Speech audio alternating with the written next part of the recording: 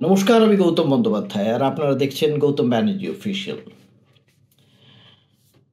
আজকে আমরা একটা উৎসবের মুহূর্তে আছি। বড়দিন বড়দিন পেরিয়ে গেল, কিন্তু আনন্দ তো পেরিয়ে যায়নি। সে আনন্দ এখনো রয়ে যাচ্ছে এবং থাকবে। বিশেষ করে আমরা বাঙালিরা যে কোনো উৎসবে যেভাবে মেতে উঠি, আমাদের উৎসবের তো শেষ নেই। কিন্তু আমাদের আরেকটা সুবিধে আছে, আমরা এখানে দুর্গা পুজোও পালন করি। এই ঈদের সময়ও আমাদের এখানে কোনো ধরনের ধর্মীয় সংঘাত তৈরি হয় না।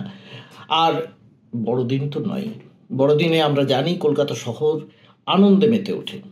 পার্ক স্ট্রিট, বউ ব্যারাক সবই জানি আমরা কি হয়। আনন্দে আলোতে ঝলমল করে কলকাতা।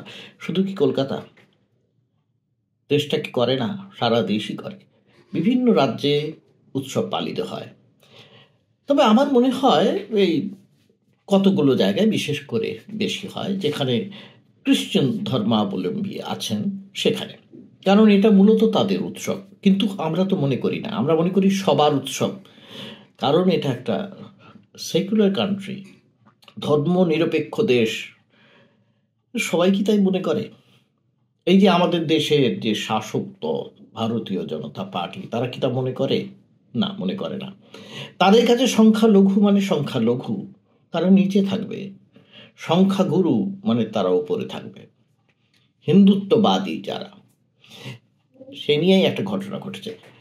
ঘটনাটা হয়েছে যে দিল্লিতে বিশপস কনফারেন্স যেখানে হয়ে গেল, সেখানে প্রধানমন্ত্রী গেলেন এবং সেখানে প্রধানমন্ত্রী গিয়ে খ্রিশ্চানদের, সমস্ত ধর্মাবলম্বীদের, খ্রিশ্চান ধর্মাবলম্বীদের শুভেচ্ছা বার্তা দিলেন।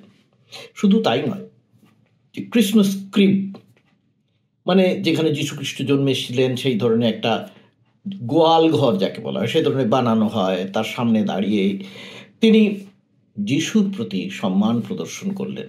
এখানেই গণ্ডগোলটা লেগেছে। গণ্ডগোলটা কোথায় লাগলো? কেরলের একজন ফাদার, তিনি ভীষণ রকমের চটে গিয়েছেন। তার কারণ আছে, তার ভেতরের ক্ষোভ উষ্মা বেরিয়ে এসেছে। তিনি বলছেন যে ঠিক কয়েকদিন আগেই কেরলের পালাক্কাড় জেলাতে একটি স্কুলে কি হয়েছিল, সেখানে এরকম ক্রিসমাস সেলিব্রেশন হচ্ছিল। স্কুলের ছেলে মেয়েরা, শিক্ষক শিক্ষিকারা সেটা করছিলেন, পালন করছিলেন বড়দিনের উৎসব। সেই বড়দিনের উৎসবে গিয়ে বিশ্ব হিন্দু পরিষদের কর্মী সমর্থকেরা ভয়ঙ্কর অশান্তি করেছে, মানে বন্ধ করে দিতে বাধ্য করেছে সমস্ত উৎসব উদযাপন। এই তো অবস্থা। এখানেই শেষ নয়, তা আরেকটি স্কুলে গিয়ে এই ক্রিসমাস ক্রিব ভাঙচুর করে দিয়েছে। এই হচ্ছে অবস্থা। তিনি বলেছেন, এই যে আমাদের যে খ্রিস্টান পাদ্রী, তিনি বলছেন যে এই যদি দেশের অবস্থা হয়, সেখানে প্রধানমন্ত্রী কি করে গিয়ে বিশপদের কনফারেন্সে গিয়ে সেখানে শুভেচ্ছা বার্তা দেন? তিনি তো এই ঘটনার একটাও সমালোচনা করেননি। কেন করবেন? কারণ সেটা করলে তার পক্ষে খুব মুশকিল। এই জন্যই মুশকিল, বিজেপি তো মূলত সংখ্যাগুরু হিন্দুদের তুষ্ট করতে চায়, কারণ তাদের ভোটেই তো তারা জিতে আসে এবং জিতে আসবে। কারণ সংখ্যাগুরুরা এতই বেশি সংখ্যায়, তারা জানে সমস্ত ভোট যদি কক্ষিগত করে নিতে পারে তাহলে তারা যা বলবে তাই হবে। এবং তাই তো হচ্ছে, সারা দেশ জুড়ে সেটাই হচ্ছে। আচ্ছা দেখুন না, শুধু কি খ্রিশ্চান, মুসলিমদের ক্ষেত্রে কি হচ্ছে আমরা তো জানি কি হচ্ছে।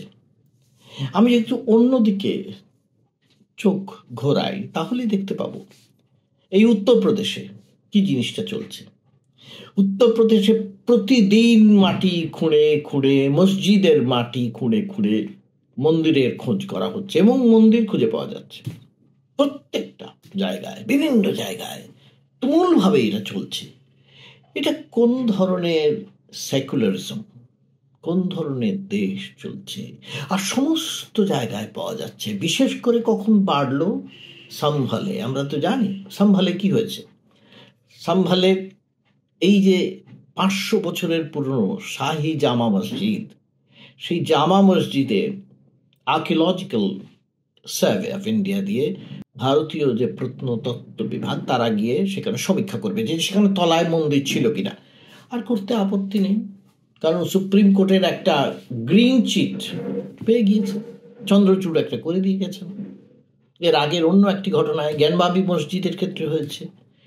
বাবরি মসজিদ ধ্বংসের পর তো একটা আইন হয়েছিল, প্লেসেস অফ ওয়ার্শিপ অ্যাক্ট, মানে আর কোনো এই ধরনের ধর্মীয় উপাসনা স্থলকে খুঁড়ে দেখা হবে না।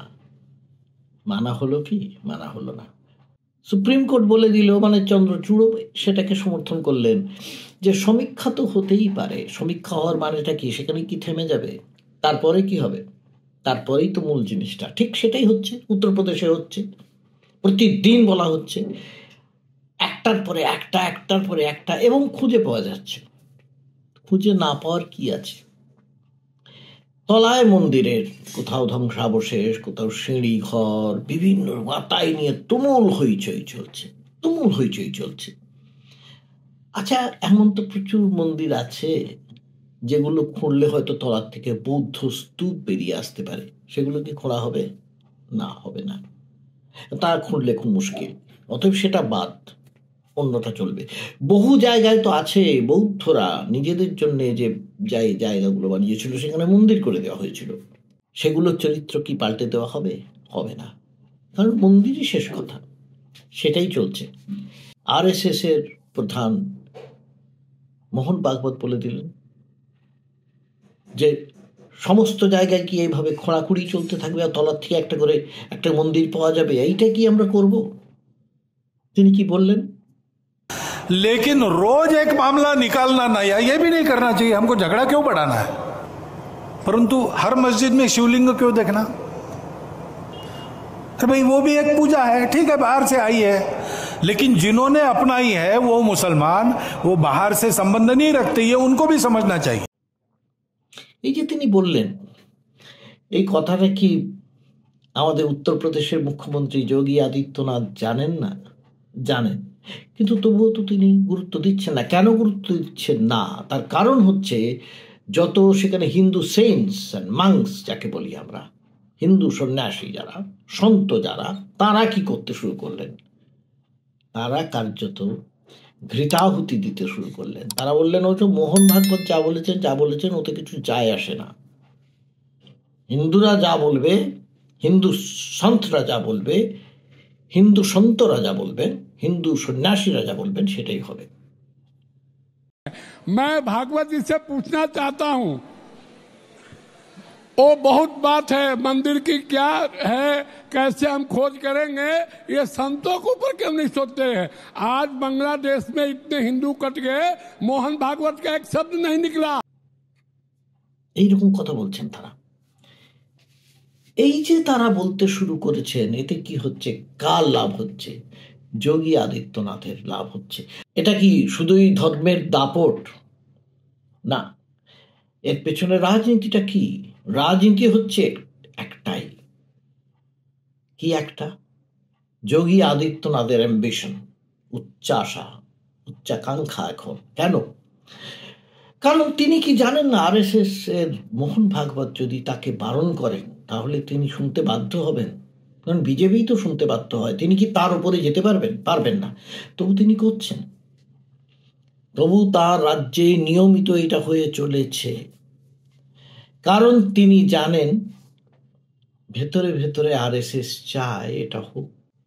প্রধানমন্ত্রী নরেন্দ্র মোদী যতদিন থাকবেন, এরপরে বিশ্বগুরু যদি হয়ে যান, তাহলে আরএসএস তাকে আর নড়াতে পারবে না। তাহলে আরএসএস কোথায় যায়? আরএসএসকে তো ভাবতে হবে।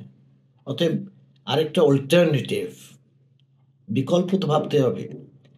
যোগী আদিত্যনাথকে যদি এবারে হিন্দু হৃদয় সম্রাট হিসেবে অভিষিক্ত করা যায়, তাহলে মোদীকে সরানো যায়। আর যোগীকে কন্ট্রোল করা, নিয়ন্ত্রণ করা অনেক সুবিধা হবে বলে মনে করছে আরএসএস, কারণ তিনি সন্ন্যাসী। অতএব প্রশাসনিক আধিকারিক হিসেবে তিনি যেখানেই থাকুন, আরএসএস তার উপরে ছড়ি ঘোরাতে পারবে, এটুকু অন্তত আরএসএস মনে করে। তাই এই রাজনীতিটা এখন শুরু হয়েছে। কিন্তু সেটা ভারতের পক্ষে কতটা ক্ষতিকারক তা কি আমরা বুঝছি না। সামান্য একজন নাগরিক হিসেবে আমার মনে হয় আমাদের একটু বোঝার চেষ্টা করা উচিত। যদি না বুঝি তাহলে ভারতের এই যে মূল চরিত্র সেটা তো নষ্ট হবেই, ভারতের যে মূল ইতিহাস সেটাও নষ্ট হবে, আর নষ্ট হবে কি ভারতের সংহতি, ভারতীয়ত্ব। এটুকু বলি আজকে আমি শেষ করলাম। আবার দেখা হবে আপনাদের সঙ্গে পরের এপিসোডে। সবাই ভালো থাকবেন। নমস্কার।